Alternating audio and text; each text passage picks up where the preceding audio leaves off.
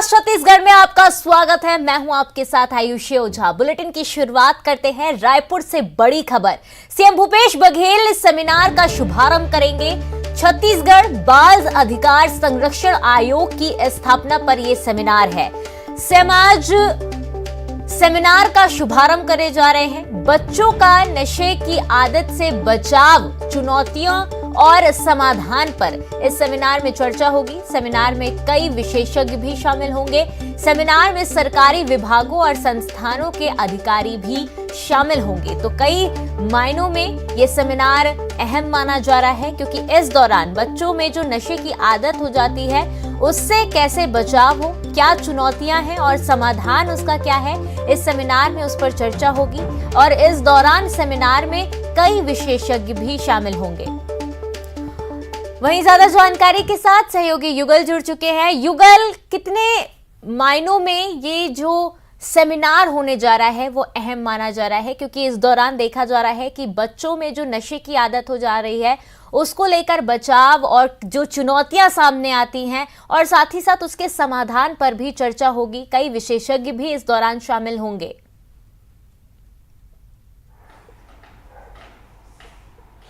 जी देखिए, 0 से 18 साल के जो बच्चे हैं उनके अधिकारों के और कानूनी अधिकार हैं, उनके साथ साथ उनकी जो सामाजिक जो अधिकार हैं उनके संरक्षण को लेकर के इस तरह से एक बड़ा सेमिनार का आयोजन किया गया है। मुख्यमंत्री भूपेश बघेल इसमें मुख्य रूप से शामिल होंगे। वो यहाँ पर संबोधित भी करेंगे और बाल संरक्षण को लेकर के अपनी जो राय है वो साझा करेंगे। साथ ही साथ यहाँ कई विभाग के अधिकारी कर्मचारी हैं वो इसमें शामिल होंगे, जो इन बाल संरक्षण के जो कानून है उसे इम्प्लीमेंट करने का काम करते हैं। और साथ ही साथ कई जो विशेषज्ञ हैं, एक्सपर्ट हैं, वो भी शामिल होंगे। कुछ जो समाज सेवी संगठन जो लगातार बाल संरक्षण के लेकर के काम करते हैं। मुख्यतः इस जो आयोजन करने का उद्देश्य यही है कि जो बच्चे बुरी आदतों में, नशे की लत में फंस जाते हैं और समाज से दूर हो जाते हैं, विमुख हो जाते हैं, ऐसे बच्चों को जो नशे की प्रवृत्ति को छुड़ाना है और साथ ही साथ उसे मुख्य धारा से जोड़ना है, क्योंकि ये भारत का भविष्य है। अगर किसी तरह से गलत जो कृत्य हैं या आपराधिक प्रवृत्ति के हो जाते हैं तो उन्हें कई तरह की जो दिक्कतें होती हैं। और जो बाल संरक्षण को लेकर के ये सबसे अहम बात है। जो गरीब के जो लोग हैं उन्हें जो शासन की योजना है, साथ ही साथ उन्हें जीने का जो मौलिक अधिकार है वो उन्हें मिल सके।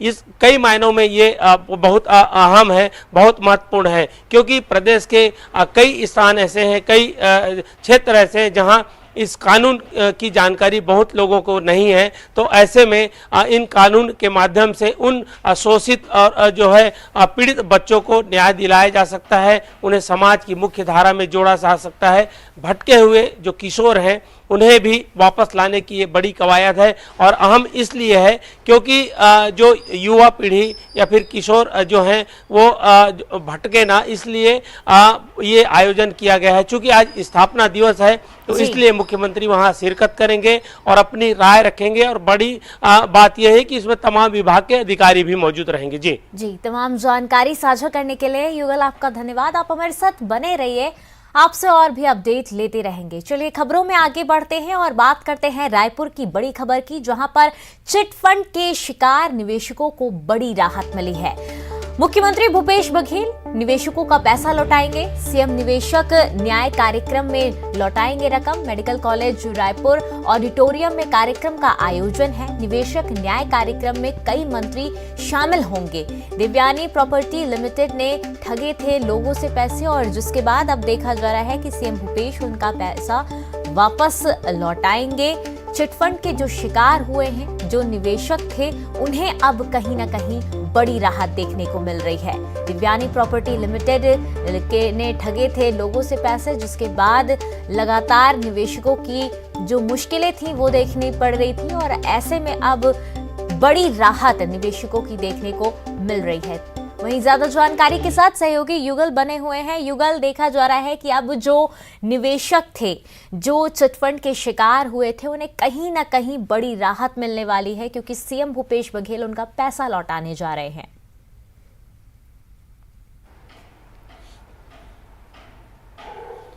जी आयुषी, देखिए पूरे प्रदेश भर में चिट फंड कंपनियों के संचालक के खिलाफ 400 से अधिक प्रकरण दर्ज हुए हैं। अब तक अगर हम बात करें तो 8 बड़ी कंपनियों की संपत्ति कुर्क की गई है। अभी 10 करोड़ की जो 4 ऐसे बड़ी कंपनियां हैं जिनकी संपत्ति कुर्क की जाएगी, 10 करोड़ से अधिक की राशि रिकवर होगी। इसी तारतम्य में पूरे प्रदेश भर में कुर्की की कार्रवाई की जा रही है और साथ ही साथ कई मामले अभी न्यायालय में पेंडिंग है। और बड़ी बात यह है कि ऐसे निवेशक जिनकी गाढ़ी कमाई चिट फंड कंपनियों ने जो है प्लॉट दिलाने के नाम पर, रकम दुगनी करने के नाम पर हड़पे थे, उन सभी जो डायरेक्टर हैं उनकी एक एक कर गिरफ्तारी की गई है। अभी 21 कंपनियों के बड़े डायरेक्टरों को गिरफ्तार किया गया है और कई ऐसे जो डायरेक्टर हैं वो फरार हैं। दूसरे राज्य से या तो रिमांड पर उन्हें लाया जा रहा है या फिर उनकी खोज कर गिरफ्तारी की जा रही है। बड़ी संख्या में जो डायरेक्टर हैं उनकी गिरफ्तारी की गई है। आज मुख्यमंत्री भूपेश बघेल आज निवेशकों को उनकी जो गाढ़ी कमाई है वो वापस करेंगे। राज्य सरकार खास करके कांग्रेस ने अपने घोषणा पत्र में ये वादा भी किया था कि जो निवेशकों के पैसे चिट फंड कंपनियों ने हड़पे हैं उन्हें वापस भी किया जाएगा। उसी कड़ी में ये पूरा कार्यक्रम एक योजनाबद्ध तरीके से चला करके जो पुलिस है उस पर कार्रवाई कर रही है। जितने भी चिट फंड कंपनी जिन्होंने जो प्रदेश की जनता को धोखा दिया है, छला है, उनकी गिरफ्तारी लगातार जारी है और आगे भी जैसे पुलिस कह रही है कि आगे भी सर की कार्रवाई की जाएगी। अगर हम बात करें रायपुर की तो रायपुर में भी 5 बड़ी कंपनियों की संपत्ति जल्द ही कुर्क की जाएगी। पूरी जो तैयारियां हैं वो प्रोसेस हैं वो कर ली गई हैं और ऐसे में लगभग 9 करोड़ की राशि है रायपुर के निवेशकों को आने वाले वक्त में दी जाएगी। जी आयुषी। जी, तमाम जानकारी साझा करने के लिए आपका धन्यवाद युगल। आप हमारे साथ बने रहिए, आपसे और भी अपडेट लेते रहेंगे।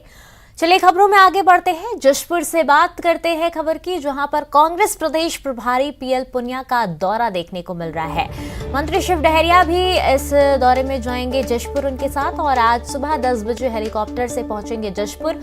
2 बजे तक सोगड़ा आश्रम में पूजा अर्चना करेंगे। सर्किट हाउस में कांग्रेस पदाधिकारी कार्यकर्ताओं से चर्चा करेंगे। 3 बजे हेलीकॉप्टर से रायपुर के लिए रवाना होंगे।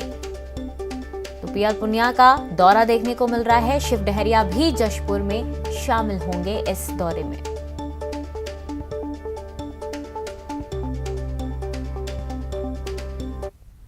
और रायपुर से बड़ी खबर, आज से भाजपा का 3 दिवसीय प्रशिक्षण शिविर शुरू होने जा रहा है। आज से 19 जून तक चंपारण में ये प्रशिक्षण शिविर चलेगा। पहले दिन संघ के प्रांत प्रचारक शुभारंभ करेंगे। रायपुर शहर और ग्रामीण के करीब 500 पदाधिकारी इस दौरान शामिल होंगे।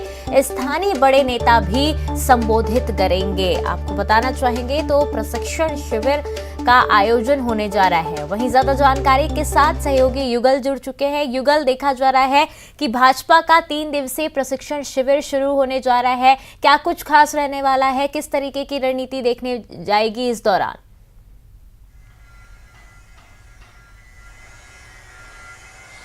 जी देखिए, जिस तरह से विधानसभा के चुनाव में भाजपा को मुंह की खानी पड़ी थी और भाजपा 15 सीटों पर सिमट गई थी। अब चूंकि 2023 चुनावी वर्ष होगा, 2023 मिशन की तैयारियां अमूमन सभी जो राजनीतिक दल हैं वो कर रहे हैं और उसी कड़ी में इसी जोड़कर देखा जा सकता है कि चंपारण में 3 दिवसीय प्रशिक्षण शिविर का आयोजन होगा। और इस तरह से जब चुनाव नजदीक आता है तो चिंतन और प्रशिक्षण शिविरों का दौर है वो लगातार प्रारंभ हो जाता है। कांग्रेस ने भी चिंतन शिविर किए हैं, अब भाजपा प्रशिक्षण शिविर कर रही है। रायपुर शहर और जो है ग्रामीण जो भाजपा हैं उनके लगभग 500 से अधिक पदाधिकारी इस प्रशिक्षण शिविर में शामिल होंगे। पार्टी के बड़े जो वरिष्ठ नेता हैं वो इन्हें संबोधित करेंगे और रिचार्ज करेंगे। साथ ही साथ आरएसएस के जो बड़े पदाधिकारी हैं वो भी मौजूद रहेंगे। तो एक तरह से ये कहा जा सकता है आयुषी, ये 2023 की तैयारी है। भाजपा बिल्कुल चूकना नहीं चाहती कि 2023 में वापस आने, सत्ता में वापस आने के लिए उसने पूरी तैयारी और पूरी दमखम लगा रखी है। और जिस तरह से छत्तीसगढ़ में भाजपा की स्थिति है तो उसके लिए चिंतन और प्रशिक्षण की वास्तव में आवश्यकता है। यदि सत्ता में भाजपा को वापस आना होगा तो चिंतन और प्रशिक्षण शिविर बरकरार रखना होगा। लेकिन देखा यह भी जा रहा है कि कई बार गुटबाजियों का सामना भाजपा कर रही है, तो ऐसे में प्रशिक्षण शिविर में किस तरह से पार्टी में अंतरकलह ना हो, जो है सरकार को कैसे घेरा जा सके, तमाम ये रणनीतियां होगी। जो मतदाता हैं उन तक कैसे पहुंचे, उनके बहुत से वोटर हैं जो खिसके हैं उन तक उन्हें कैसे वापस पाया जाए, तमाम तरह के जो प्रशिक्षण शिविर में जो कार्यकर्ता हैं, पदाधिकारी हैं, उनको गुर सिखाया जाएगा।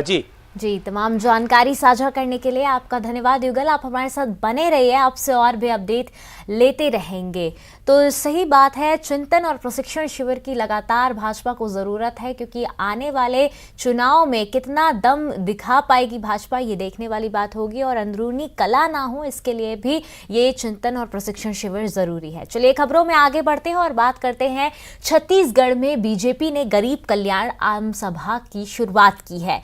मोदी सरकार के 8 साल पूरा होने पर राजधानी रायपुर के इंडोर स्टेडियम में आयोजन किया जा रहा है। सेवा, सुशासन, गरीब कल्याण पर बीजेपी के वरिष्ठ नेता बातचीत कर रहे हैं। कार्यक्रम में सांसद सुनील सोनी, अरुण साव, पूर्व मंत्री बृजमोहन अग्रवाल, प्रदेश उपाध्यक्ष मोतीलाल साहू सहित कई पूर्व विधायक और नेता और पदाधिकारी कार्यक्रम में शामिल हुए हैं। इसके साथ ही केंद्रीय राज्य मंत्री रेणुका सिंह भी कार्यक्रम में बतौर मुख्य वक्ता शामिल हुई। 8 साल इस स्वर्णिम कार्यकाल हिंदुस्तान की राजनीति का गरीब कल्याण के लिए किया गया, जिसमें करोड़ों लोगों को इस देश के अंदर 45 करोड़ जनधन खाते खोलने का काम, यानी आज़ादी के बाद बैंक के खाते तक गरीबों के नहीं खुले थे, उनके लिए शौचालय की व्यवस्था नहीं थी। ये कांग्रेस सरकार कर क्या रही थी 70 साल? इसीलिए तो लोग लगातार उनके खिलाफ वोट दे रहे हैं कि 70 साल आज़ादी के शौचालय का निर्माण नहीं हुआ, 70 साल आज़ादी के बाद पीने के लिए शुद्ध पेयजल की व्यवस्था उनकी नहीं हो पाई, आज़ादी के 70 साल होने के बाद भी उनके लिए एक छोटा सा कुटी नहीं बन पाया, आवास नहीं बन पाया। उनके इलाज के लिए गंभीर रूप से बीमार हो जाए तो कोई ऐसी योजना जिसमें उनको इलाज हो सके, आयुष्मान भारत जैसे ऐसी कोई योजना बनाने का काम नहीं किया। मुश्किल काम ये था कि 70 साल के उस कमियों को 8 साल में पूरा करने का काम मोदी जी ने किया है। और रायपुर से बड़ी खबर, स्वास्थ्य मंत्री के नाम का दुरुपयोग करा जा रहा है। थाने में मंत्री के निजी सचिव ने मामला दर्ज कराया है। ऑनलाइन ठगों के खिलाफ मामला दर्ज कराया गया है। मंत्री टीएस सिंहदेव का फोटो लगाकर पैसे की मांग की जा रही है। मंत्री के विभागीय अधिकारियों से मांग रहे थे पैसे, अधिकारियों को व्हाट्सएप पर मैसेज भी भेज रहे थे। ये तो साइबर क्राइम जैसा मामला सामने आ रहा है, जहां पर स्वास्थ्य मंत्री के नाम का दुरुपयोग किया जा रहा है। थाने में मंत्री के निजी सचिव ने मामला दर्ज करा लिया है। और सहयोगी युगल जुड़ चुके हैं हमारे साथ। युगल, आखिरकार ये पूरा मामला क्या है? स्वास्थ्य मंत्री के नाम का दुरुपयोग किया जा रहा है, साइबर क्राइम जैसी खबर सामने निकल कर आ रही है।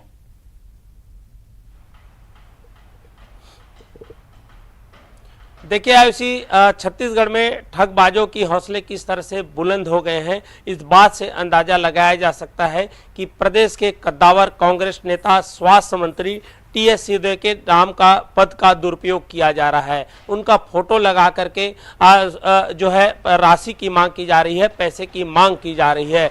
स्वास्थ्य मंत्री टीएस सिंहदेव वो 3 विभागों को देखते हैं, जीएसटी कर मामले को लेकर के, इसके अलावा पंचायत मंत्री भी हैं, वाणिज्य मंत्री हैं। तो ऐसे में कहा जा सकता है कि उनके जो विभाग के मातहत जो कर्मचारी है उन्हें व्हाट्सएप के माध्यम से, व्हाट्सएप के जरिए पैसे की मांग की जा रही है। है। जब एक लंबी फहरिस्त जब आई तो इस बात को संज्ञान लिया गया और बाकायदा जो ठगबाज है उन्होंने अपने नंबर पर स्वास्थ्य मंत्री के फोटो हैं वो लगा रखे हैं। तो कई अधिकारी पहले बिल्कुल इसको सकते में आ गए कि इस तरह से मांग कैसे की जा रही है। इससे पहले भी 2 बार और शिकायत हो चुकी है, लेकिन कार्रवाई नहीं होने की वजह से उनके जो हौसले हैं ये बुलंद हुए हैं। और जब मामले की जानकारी स्वास्थ्य मंत्री टीएस सिंहदेव को लगी तो उन्होंने तत्काल इसकी जो एफआईआर दर्ज कराने के निर्देश दिए। एक पत्र भी जारी किया गया है सिविल लाइन थाने को और उनके जो निज सचिव हैं उन्होंने जाकर के एफआईआर दर्ज कराई है। अगर इस तरह से प्रदेश के मंत्री या फिर प्रदेश के बड़े लोगों के नाम पर ठगी की जाएगी या फिर उनके नाम का पद का दुरुपयोग किया जाएगा तो ये बड़ी चिंताजनक बात कही जा सकती है। बिल्कुल ये साइबर ठगी का भी मामला है क्योंकि व्हाट्सएप के माध्यम से लगातार मैसेज भेजे जा रहे हैं और इस पर अंकुश लगाने की जरूरत है। शिकायत के बाद पुलिस महकमा है वो पूरी तरह से हरकत में आ गई है और उन जो लोगों के खिलाफ छानबीन शुरू कर दी है जिन्होंने ये लगातार अधिकारियों को मैसेज भेजे हैं। विभागीय अधिकारी भी दहशत में है कि आखिर इस तरह से वसूली या फिर पैसे मांगने की बात क्यों की जा रही है। पूरे मसले पर सिविल लाइन पुलिस है जांच कर रही है। जी आयुषी जी, तमाम जानकारी साझा करने के लिए आपका युगल धन्यवाद। और देखा जा रहा है कि ये साइबर ठगी का मामला सामने आया जहां पर मंत्री टीएस सिंहदेव के नाम पर ठगी करने का मामला सामने आ रहा है, जहां पर साफ तौर पर देखा जा सकता है कि इन ठगों के हौसले कितने बुलंद नजर आ रहे हैं। अब देखने वाली बात होगी कि इस पर आगे क्या कार्रवाई की जाती है। हालांकि उनकी तरफ से एफआईआर दर्ज करा दी गई है। चलिए खबरों में आगे बढ़ते हैं और रायपुर से बड़ी खबर, प्रदेश में फिर बढ़ने लगे हैं कोरोना के मामले। प्रदेश में आज कोरोना के मिले हैं 75 नए मरीज। कोरोना से 1 मरीज की मौत हो गई है। रायपुर में सबसे अधिक 18 मरीज मिले हैं, बिलासपुर में 10, कवर्धा में 9, दुर्ग में 8 मरीज मिले हैं। कई जिलों में मिले हैं कोरोना के नए मरीज। तो एक बार फिर से बढ़ने लगा है कोरोना का मामला और देखा जा रहा है लगातार कोरोना में वृद्धि होती जा रही है, मरीजों की वृद्धि होती जा रही है। जांजगीर चांपा में बोरवेल से सुरक्षित निकाले गए राहुल का इलाज जारी है। बिलासपुर के अपोलो अस्पताल में राहुल का इलाज चल रहा है। डॉक्टरों ने बताया कि राहुल की सेहत में लगातार सुधार हो रहा है, लेकिन अभी ब्लड कल्चर रिपोर्ट का इंतजार किया जा रहा है। आज ब्लड कल्चर रिपोर्ट आएगी जिससे पता चलेगा कि कौन से वायरस से राहुल संक्रमित है और कौन से इलाज करना पड़ेगा। डॉक्टरों ने बताया कि अभी खतरा टला नहीं है, डॉक्टरों की निगरानी जरूरी है। पढ़ दे नहीं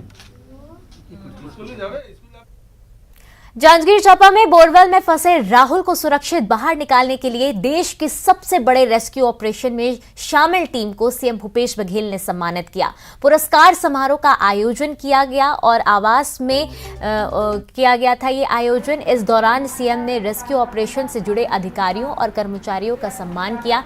जांजगीर कलेक्टर ने सीएम को पूरा घटनाक्रम भी बताया। सीएम ने इस मौके पर जवानों का हौसला अफजाई की। मुख्यमंत्री ने कहा कि रेस्क्यू ऑपरेशन पर डॉक्यूमेंट्री फिल्म बननी चाहिए। रेस्क्यू टीम के इस अनुभव को प्रदेश और देश के लोग समझ सके। यह फिल्म भविष्य में ऐसी होने वाली घटनाओं को रोकने के लिए भी सीख बनेगी। इसके साथ ही सीएम ने कहा कि राहुल की पढ़ाई लिखाई और इलाज का पूरा खर्च राज्य सरकार उठाएगी। स्पीच थेरेपी सुनने की मशीन लगवाने की जरूरत होगी तो उसका खर्च भी राज्य सरकार उठाएगी।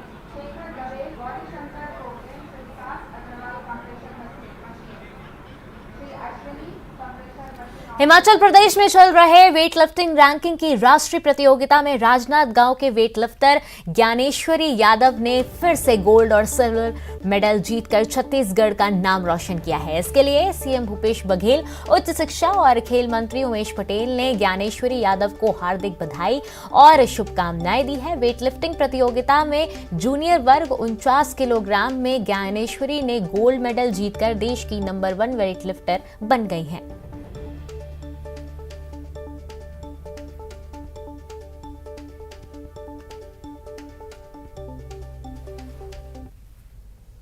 और चलिए